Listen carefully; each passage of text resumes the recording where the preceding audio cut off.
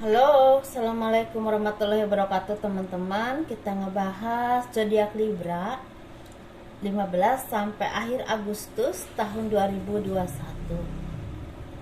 Seperti biasa ya teman-teman, kita ngebahas tentang kehidupan, keuangan, dan juga asmara. Baik yang berpasangan, yang lajang, dan single parent tentunya ya. Kita bahas kehidupan dulu.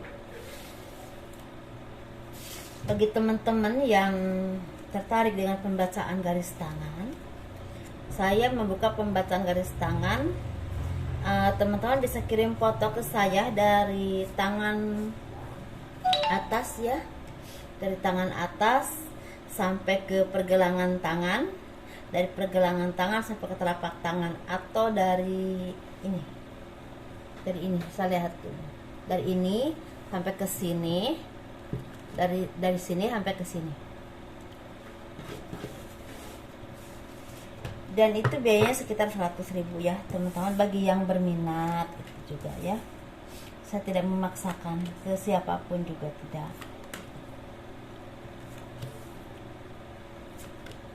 Karena di dalam garis tangan setiap manusia itu ada garis perjalanan hidup yang harus dijalani oleh setiap manusia. Dan bagi orang yang memang diberikan anugerah untuk bisa melihat itu bisa dilihat dari tangan, dari garis tangan. Dan itu biasanya kalau yang tertutup itu, kecuali memang yang memang ditutup oleh Tuhan sebagai rahasia Tuhan gitu, seperti itu ya. Karena tidak mungkin walaupun kita dikasih kelebihan itu bisa dilihat semua, karena pasti ada beberapa yang memang ditutup oleh Tuhan sebagai takdir yang memang rahasia Tuhan. Seperti itu teman-teman ya.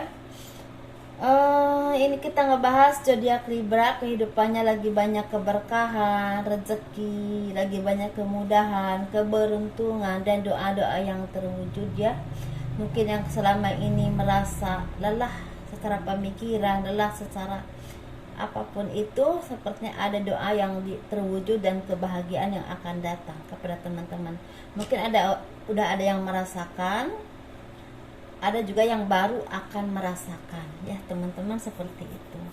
Dan di sini teman-teman juga semakin sabar, semakin bijaksana, dan semakin menyerahkan diri kepada Tuhan atas segala apapun yang teman-teman alami saat ini dan teman-teman rasakan.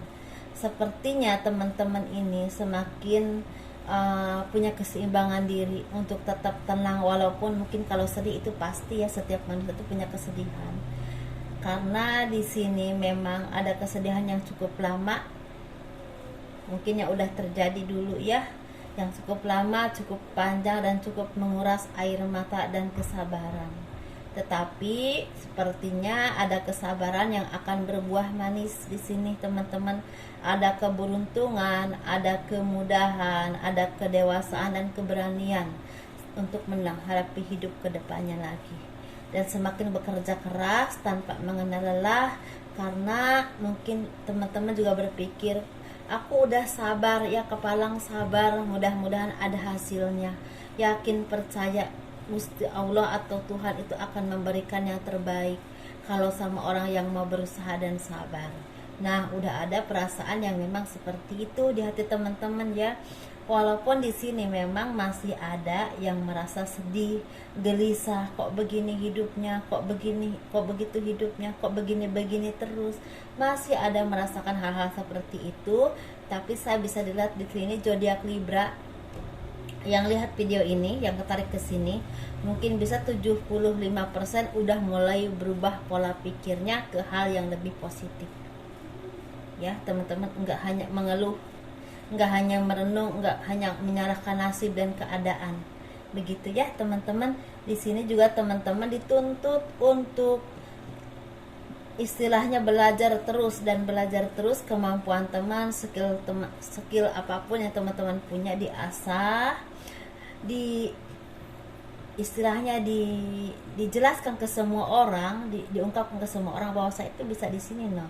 Nih, saya ini ahlinya di administrasi ya, saya ini ahlinya di dagang ya, saya ahlinya di bidang seni ya, jadi diungkapkan ke halayak umum, ke banyak orang, jadi otomatis itu akan membawa rezeki buat teman-teman. Kalau teman-teman bekerja di salah satu kantor atau instansi tertentu, dengan kemampuan teman-teman yang terus diasah, otomatis itu akan menunjang karir teman-teman. Percaya pasti itu ya teman-teman. Kalau teman-teman ahlinya di bidang dagang tapi terus belajar dan terus belajar, berinovasi terus, gimana caranya bertahan, gimana caranya diterima di pasar, gimana caranya istilah dapat untung yang memang bisa bersaing dengan orang lain, dan otomatis itu membuat teman-teman bisa bertahan dan semakin omsetnya maju, naik. Dan apapun yang teman-teman lakukan, skill apapun yang teman-teman punya ya, dan itu diasah terus, karena itu akan membawa keberkahan rezeki yang cukup berlimpah, bisa mencukupi hidup teman-teman, bahkan bisa menabung. Di sini ada yang seperti itu ya. Jadilah orang yang memang banyak seperti apa ya, seperti pengembara ya. Pengembara itu kan istilahnya terus ke sini ke situ mencari pengalaman, walaupun dia tidak tahu ya nasibnya akan ketemu apa, akan di mana, akan makan atau tidak. Jadi kayak semacam asal pergi aja, nggak ada tujuannya. Begitu juga teman-teman, yang penting belajar terus, hasilnya bagaimana nanti diserahkan kepada Tuhan ya, menurut kepercayaan masing-masing. Yakin dan percaya itu pasti ada manfaatnya. Seperti itu ya teman-teman, karena di sini akan ada keberkahan, kesuksesan ketika teman-teman terus mau berusaha dan mengasah kemampuan teman-teman di bidang apapun ya, terus mau belajar, tidak pernah puas dengan apapun ya teman-teman.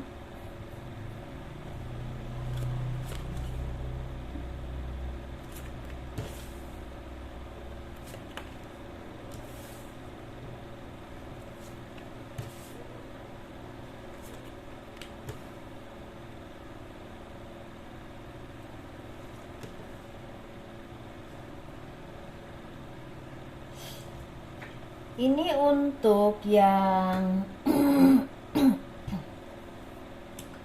PL2, PL2 keuangan ya. Keuangannya ini ada berkah rezeki, jadi nyambung banget dari kehidupan ke keuangan. Ini nyambung teman-teman, ada keberkahan rezeki, rezeki yang semakin seimbang. Dan teman-teman juga harus tetap istilah jadi orang yang adil, jadi orang yang bijaksana, orang yang mau mengayomi banyak orang.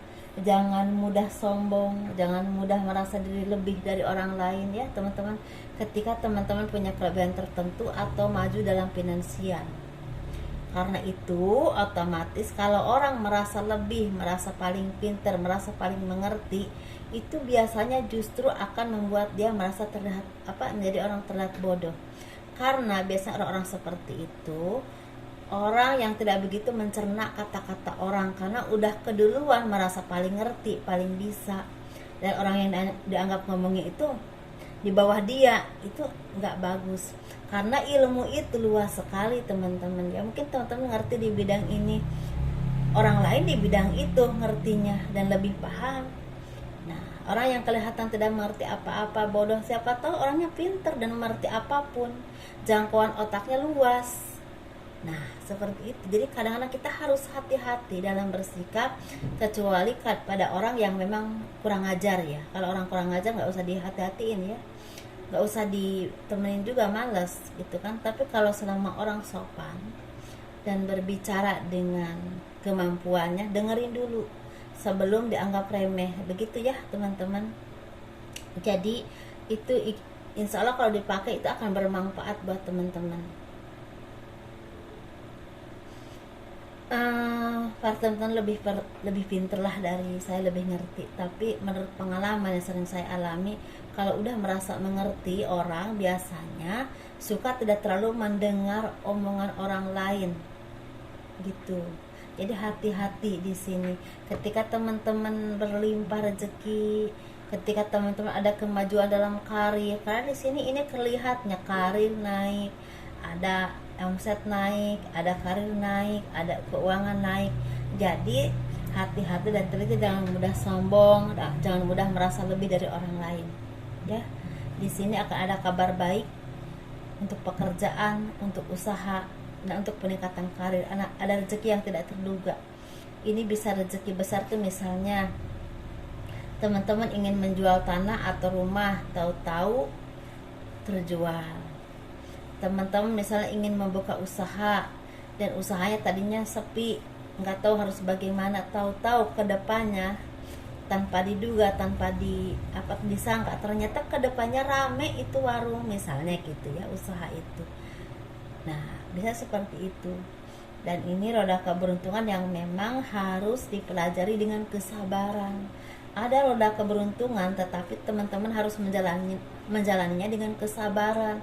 Enggak ujug-ujug banyak, enggak ujug-ujug derdog, setruk, segudang, enggak, tapi harus sabar. Memang di sini harus ada kesedihan, harus ada perjuangan ya teman-teman ya.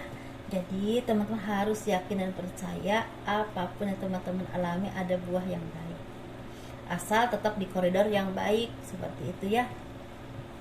Dan di sini juga hati-hati dengan orang-orang yang kelihatannya baik tetapi ternyata mengkhianati teman-teman. Ini biasanya orang-orang yang memang kelihatannya dekat dan baik dengan kita, padahal niatnya kurang baik. Hati-hati dengan hal-hal yang seperti itu, terutama di bidang perkantoran, di bidang politik, di bidang perdinasan, apapun itu, dinas apapun. Terus di bidang hukum, ini lebih terlihatnya banget ya. Terus di bidang, pokoknya di bidang yang memang persaingan antara divisi, kekuasaan, atau apapun itu ya. Yang lebih tenang itu di bidang tani. Ini di bidang terapi juga memang rentan dengan orang yang memang kurang baik ya di sekelilingnya, seperti itu. Jadi yang otomatis harus hati-hati ya teman-teman, dengan mudah percaya dengan siapapun, dan hati-hati ketika teman-teman punya sesuatu, aset atau apapun di dalam perusahaan yang akan menjatuhkan teman-teman. Harus hati-hati dijaga, jangan sampai dibongkar orang, dan itu menjadi kelemahan teman-teman nantinya.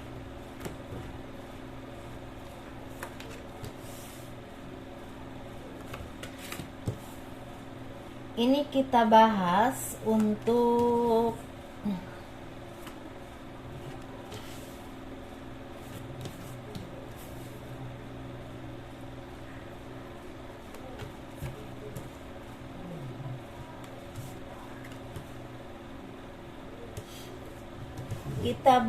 ini untuk yang berpasangan, yang lajang, dan juga yang single parent. Ini kita bahas yang berpasangan ini sepertinya lagi mendapatkan kesedihan karena mungkin ekonomi yang tidak kunjung baik, cobaan yang nggak kunjung selesai. Tetapi di sini kalau teman-teman mau merenungi apapun yang teman-teman alami saat ini, itu bahan jadi introspeksi diri teman-teman. Siapa tahu ada kesalahan yang pernah dilakukan, siapa tahu ada kesalahan orang tua kita yang pernah dilakukan kepada orang lain, sehingga teman-teman menanggung karmanya. Itu siapa tahu. Karena apa? Karena keturunan itu turun temurun teman-teman. Begitu juga karma turun temurun. Ketika mendapatkan karma baik, ya pasti akan turunnya hal-hal yang baik. Ketika mendapatkan karma buruk, turunnya hal-hal yang buruk. Tergantung perbuatan yang ditanam, entah oleh diri kita sendiri atau oleh orang tua kita terutama ya. Karena percaya tidak percaya, kadang-kadang ketika orang tua kita banyak melakukan kesalahan, anaknya yang suka menanggung beban karma. Di sini apa aja, misalnya seret rezeki lah, inilah itulah, selain perjalanan hidup dia. Nah di sini jalan keluarnya apa? Jalan keluarnya terus berintrospeksi diri, menjadi orang yang lebih baik, lebih sabar lagi. Karena apa? Karena jalan keluarnya tidak ada lagi sabar menghadapi ujian, cobaan. Karena di sini lebih yang terlihat oleh saya lebih ke keuangan yang paling nek banget. Emang ada perceraian atau perpisahan, tetapi keuangan itu lebih kuat di sini. Jadi teman-teman, dekatkan diri kepada Tuhan, perbaiki diri, minta ampunan, istighfar, bukan cuma untuk diri kita sendiri, tapi untuk orang tua kita yang mungkin udah meninggalkan kita. Mungkin omongan saya mungkin agak net ya, karena memang saya terbiasa dengan bicara apa adanya. Karena kalau menurut saya, ketika kita berbicara manis kalau hanya untuk menyenangkan orang lain, itu buat apa? Tapi kita ngomong apa adanya tapi membuat orang merasa berintrospeksi diri dan memperbaiki diri, itu lebih baik. Menurut saya seperti itu ya, karena saya membuka channel atau apapun tidak untuk menyenangkan orang lain, tapi untuk memberikan hal-hal yang positif untuk menjadi orang lebih baik. Begitu juga dengan saya sendiri. Seperti itu ya teman-teman. Jadi kalau saya net dalam setiap bicara dengan diri dengan manapun, itulah memang saya seperti itu ya teman-teman. Jadi mohon dimaafkan kalau ada kekurangan dan kelebihan saya, kalau ada kesalahan. Dan otomatis di sini membuat teman-teman merasa bimbang, hatinya nggak tenang, nggak tahu arah hidupnya mau kemana, akan bagaimana ke depan. Tapi yang harus dilakukan oleh teman-teman saat ini, tetap sabar, terus berusaha. Jangan sabar sambil diam, jangan. Dari mana rezekinya ya kan? Nah, sabarnya sambil berusaha, terus mendekatkan diri kepada Tuhan, banyak beristighfar. Karena kalau masalah dosa, setiap manusia itu punya dosa teman-teman. Cuma bedanya yang banyak sama yang sedikit, yang disengaja atau yang tidak, itu aja sih bedanya. Tidak ada yang gak punya dosa, tidak ada. Nah, kita bahas yang berpasangan, yang lajang. Yang lajang ini lagi kerja keras, lagi sangat bekerja keras, lagi istilahnya ingin mendapatkan kebahagiaan. Secara kebahagiaan itu banyak ya teman-teman. Ini bisa secara kehidupan, secara ekonomi, juga secara asmara. Dan ini lebih ke asmara, memohon dan meminta kepada Tuhan diberikan jodoh yang terbaik. Itu yang saya dengar ya. Semoga ini dikabulkan oleh Tuhan, amin.